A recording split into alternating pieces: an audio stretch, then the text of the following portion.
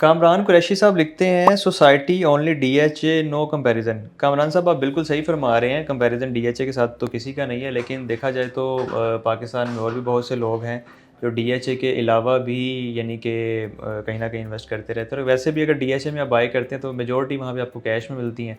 कभी कभार इनका कोई नया फेज़ लॉन्च होता है जहाँ पे किस्तों पे फाइलें आती हैं, किस्तों पे भी वो नहीं होती है, एक अमाउंट रखी जाती है फॉर एग्जांपल कम से कम अमाउंट में, यानी कि 15-20 लाख 25 लाख में आपको फ़ाइल मिलेगी 5 मिनट लगी, फिर मीनवाइल वो चलती रहती है, फिर आगे उसके डेवलपमेंट चार्जेस आते हैं।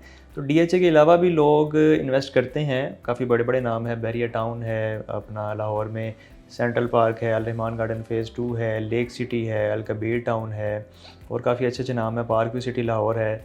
तो काफ़ी ऐसी ऑप्शंस लोगों को मिल गई हैं जहाँ पे वो इंस्टॉलमेंट पे भी इन्वेस्ट करते हैं, प्लस वहाँ पे कैश पे भी डीएचए से कम प्राइस में भी चीज़ें मिल जाती हैं। कुछ ऐसी हाउसिंग सोसाइटीज़ हैं जहाँ पे डीएचए भी ज़्यादा महंगे रेट हैं, लाइक इतिहाद टाउन फ़ेज़ 1 है, इतिहाद टाउन फ़ेज़ 2 फ़ेज़ 3 यहाँ पे ज़रा इकोनॉमिकल प्राइसेस हैं, लेकिन फ़ेज़ 1 जो है वहाँ पे तकरीबन 1.25 करोड़ से 1.5 करोड़ से प्लॉट शुरू होता है 5 मरले का। तो डीएचए में आपको पता है तकरीबन 1 करोड़ की रेंज में भी प्लॉट मिल जाता है।